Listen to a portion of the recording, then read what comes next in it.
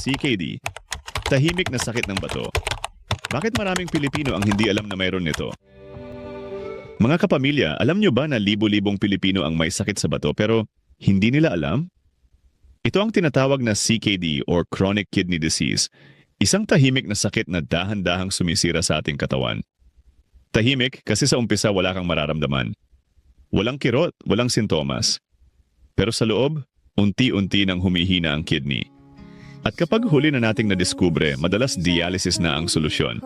Kaya ngayong araw, samahan ninyo ako. Pag-uusapan natin, ano ba talaga ang CKD? Bakit dumadami ang Pilipino na may ganitong kondisyon?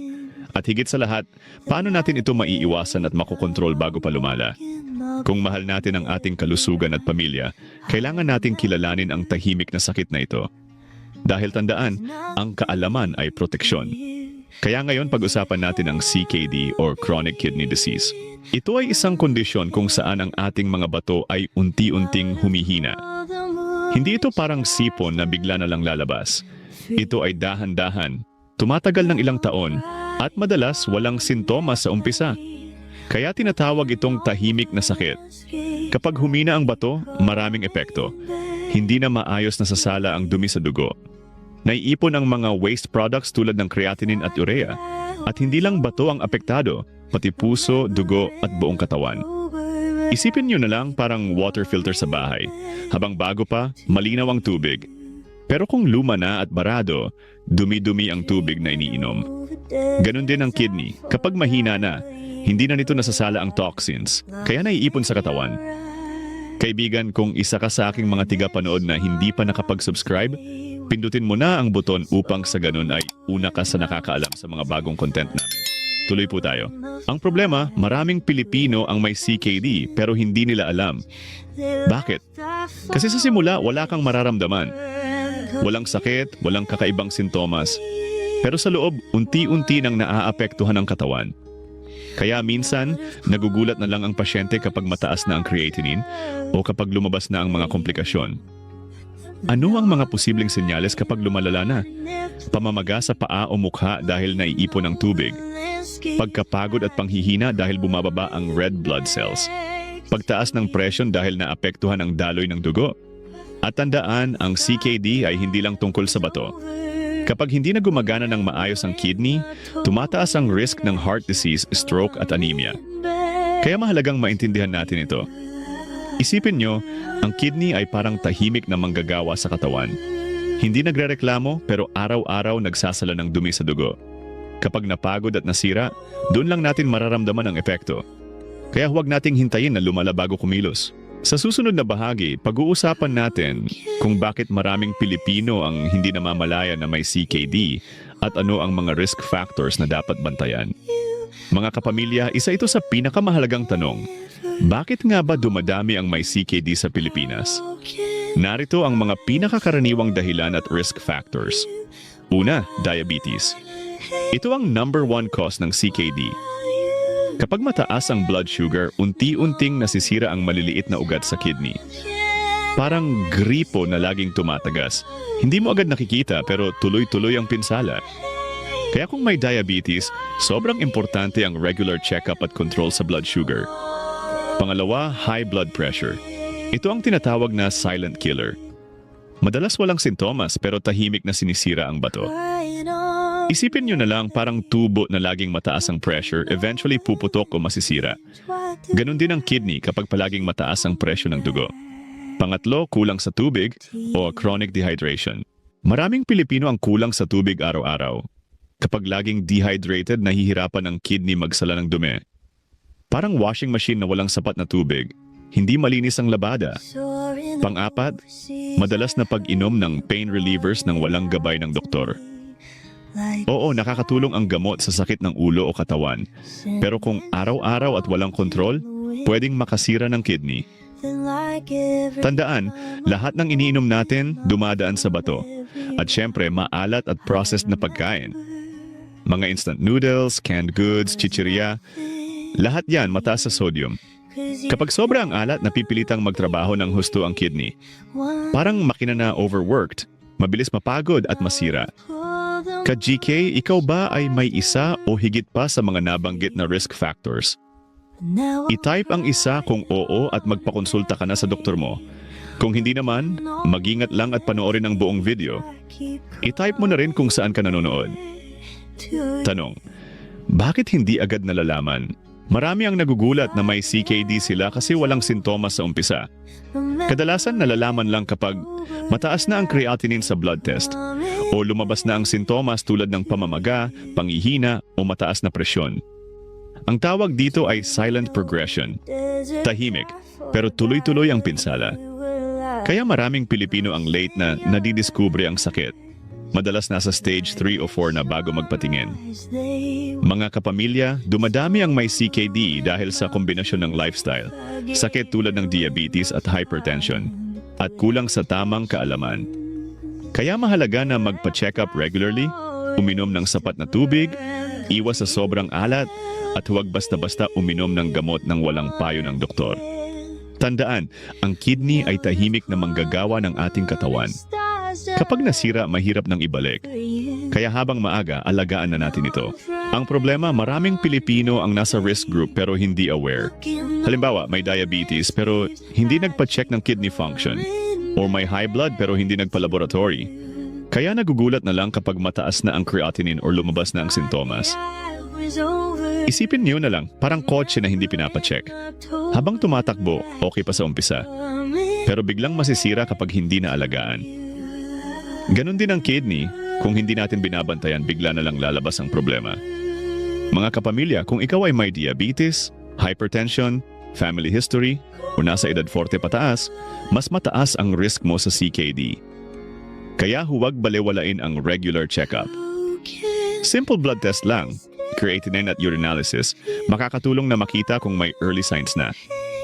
Tandaan, mas madaling gamutin at kontrolin ang CKD kung maaga itong nadidiskubre. Kaya habang wala pang sintomas, magpa-check na. Prevention is always better than cure. Mga kapamilya, eto ang malaking tanong. Bakit nga ba maraming Pilipino ang hindi alam na may CKD sila? Una, dahil tahimik ang sakit. Sa early stages, halos walang sintomas. Walang sakit, walang kakaibang nararamdaman. Kaya akala ng pasyente, okay pa sila. Pero sa loob, unti-unti nang nasisira ang kidney. Pangalawa, kulang sa regular check-up. Maraming Pilipino ang hindi nagpapalaboratory hanggat walang nararamdaman. Ang problema, CKD ay nakikita lang sa blood test, creatinine, at urinalysis. Kung hindi ka magpapacheck, hindi mo malalaman. Pangatlo, kakulangan sa awareness. Marami ang nag-iisip na ang sakit sa bato ay laging may sintomas tulad ng pananakit ng likod o hirap sa pag-ihi. Pero hindi laging ganon. Ang CKD ay pwedeng tahimik na lumala ng walang obvious na senyales. Pang-apat, kultura ng tiis-tiis na lang. Kapag may konting pamamaga o panghihina, madalas sinasabi ng pasyente, baka pagod lang. Hindi agad nagpapatingin, kaya nadidelay ang diagnosis. Pang-lima, access sa healthcare. Sa ilang lugar, mahirap magpa-laboratory o kulang ang resources. Kaya kahit gusto ng pasyente, hindi agad natutukoy ang CKD. Kapag huli na nadiskubre, madalas nasa stage 3 or 4 na ang CKD. Ibig sabihin, malaki na ang pinsala sa kidney. At kapag umabot sa stage 5, dialysis na ang kailangan. Kaya mas mabigat ang gastos, mas mahirap ang gamutan, at mas mabigat ang epekto sa pamilya. Isipin nyo na lang, parang bahay na may bubong na unti-unting nasisira. Kung maaga mong nakita, pwede pang ayusin. Pero kung huli na, buong bubong na ang kailangang palitan. Ganon din ang kidney, mas madaling kontrolin kung maaga itong nadiskubre. Mga kapamilya, huwag nating hintayin na lumala bago kumilos. Magpa-check up kahit wala pang sintomas. Simple blood test at urinalysis lang, makikita na kung may early signs. Kung may diabetes or high blood pressure, mas lalo kang dapat magpa-monitor. Tandaan, ang CKD ay tahimik, pero hindi dapat balewalain.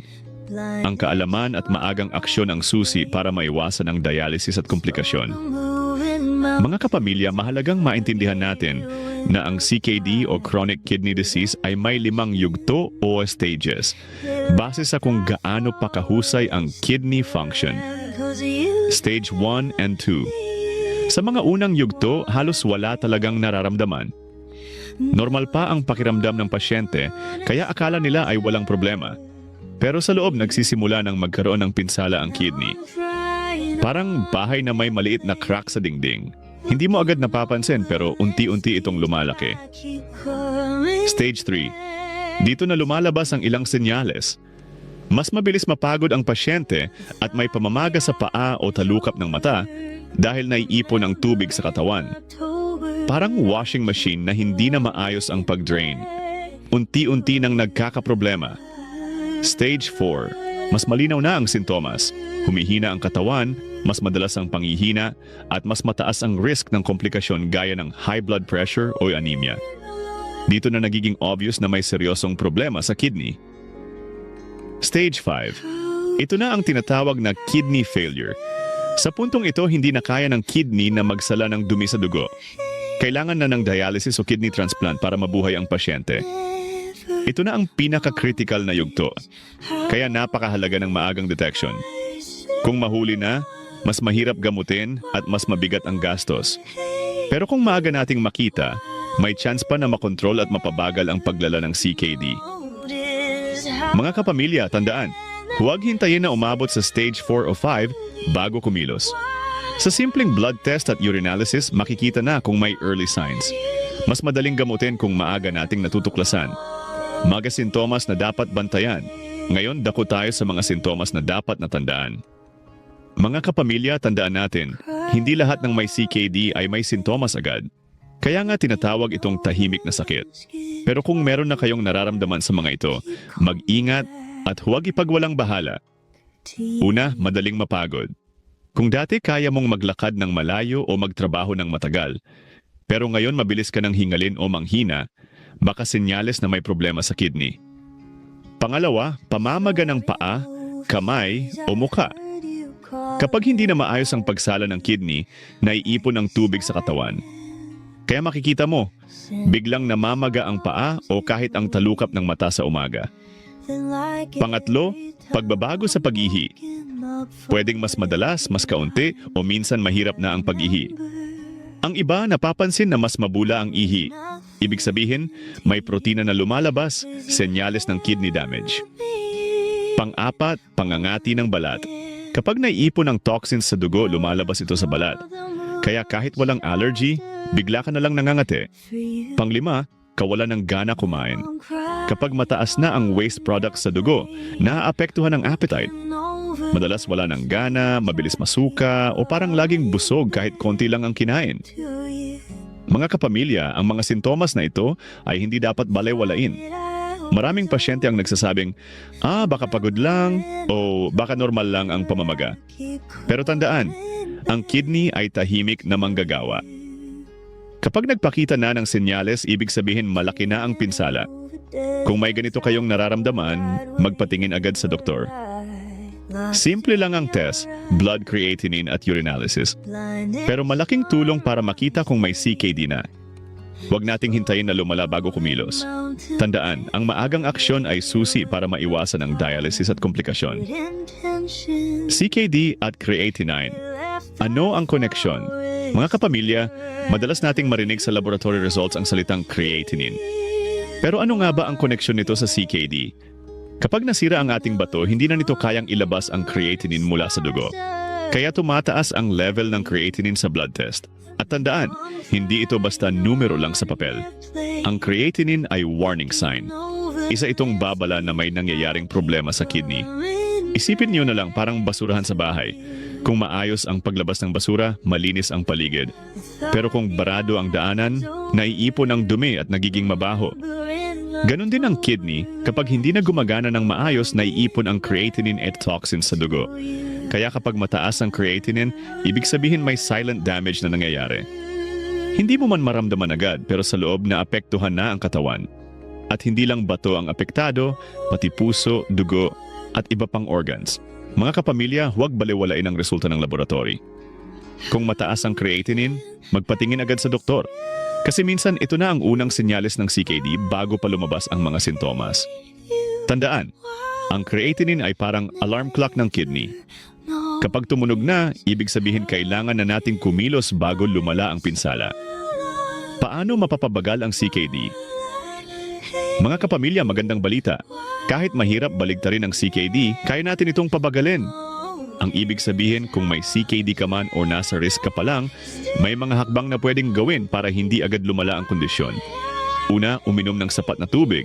Pero tandaan, dapat ito ay ayon sa payo ng doktor. Hindi lahat ng pasyente pare-pareho. Kung sobra ang tubig, pwedeng magdulot ng pamamaga. Kung kulang naman, mas nahihirapan ang kidney. Kaya balance at guidance ang susi. Pangalawa, kontrolin ang asukal kung may diabetes. Diabetes ang #1 cause ng CKD.